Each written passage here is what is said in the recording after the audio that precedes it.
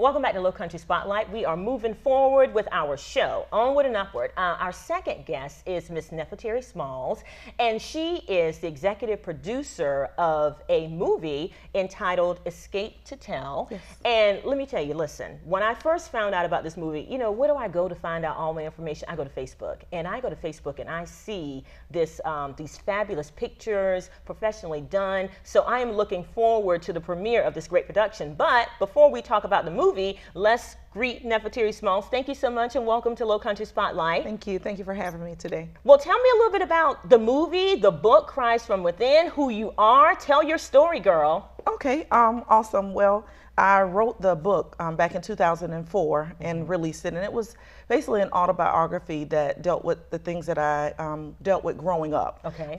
Just having to come through my journey of healing from domestic violence, or a byproduct of domestic violence and sexual assault. Wow. And so I never intended to write a book. I was kind of journaling my way through. And after I began to see so many other people hurting, I thought that it would be so beneficial to, you know, be able to share my story so that others can find strength in it. And from there, it just went. And so I actually came on a local television show back in 2013, and they sat down with me and talked about producing a movie, and we went from there. So it was really just a matter of wanting to be a blessing to those who are hurting in similar situations. They might not have dealt with domestic violence, might not have dealt with sexual assault, but we all have hurt at some point in our life. Right. And talk about being able to use some trials and tribulations as a way to, through your transparency, again, help other people to overcome who might be similarly situated. That's a wonderful chance to do that. And I think so many people miss that opportunity. How did you get the courage to say, you know what, I'm going to be transparent. I'm going to tell my story? To be honest, I would have to give that credit to God, because it wasn't something that I was intending to do. But I really believe that when we struggle and when we go through, people come through better from their situations when they have a reference point. Right. You know, we read the Bible and we see the stories of deliverance and miracles, but it's so much better if you have somebody you can reach out and touch and say, oh my God, you know, if God did it for them, then surely, you know, he can do it for me. Yeah.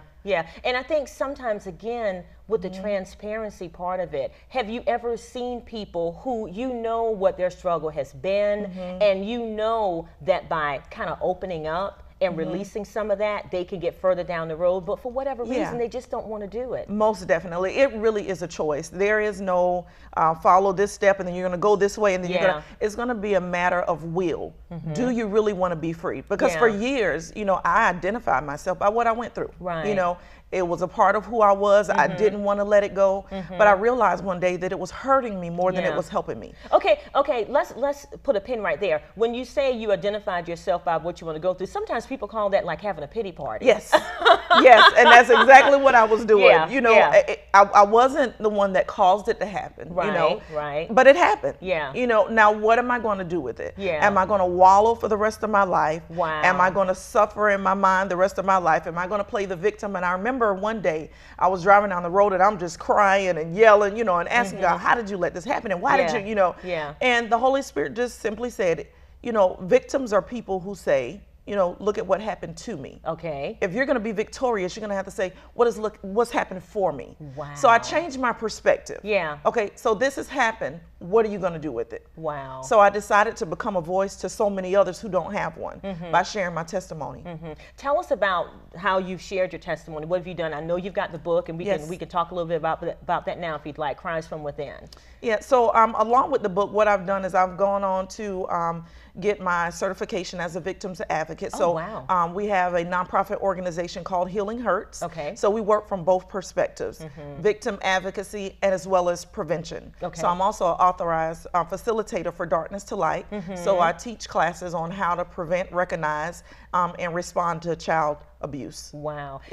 Listen, I'm so amazed, because this is what, to me, what the story of true healing is. When you take that hurt and channel it in a way that you can overcome it by helping other people. Most definitely. Okay, and Cries from Within. Tell us a little bit about the book and some of the stories in the book. Well, I'll give you one story. I talked about being a byproduct of domestic violence, and I want to explain what that means.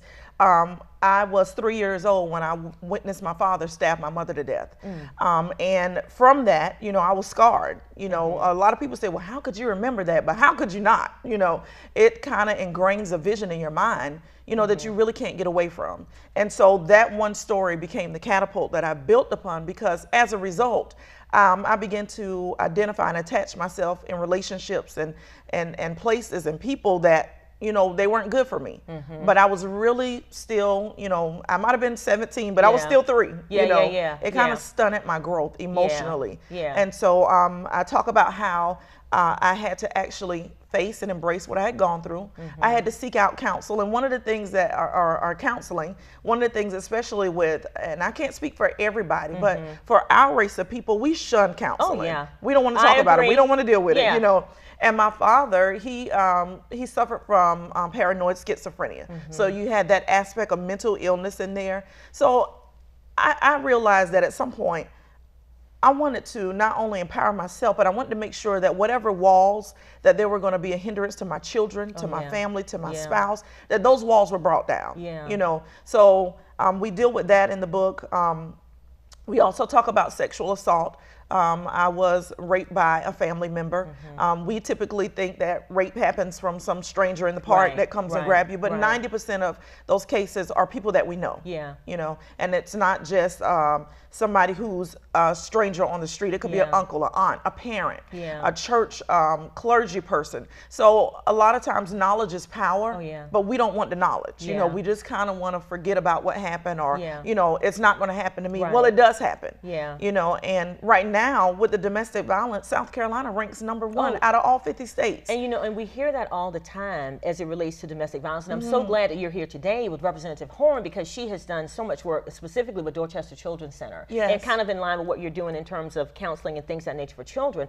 But to think about the fact that a lot of times we don't seek counseling because there's such a stereotype associated with it. And talk a little bit more about that. We have a behavior specialist that comes on periodically, and she's like, unless you recognize that there's a problem, you're not going to get help, and you just going to be crazier and crazier and crazier. Yes.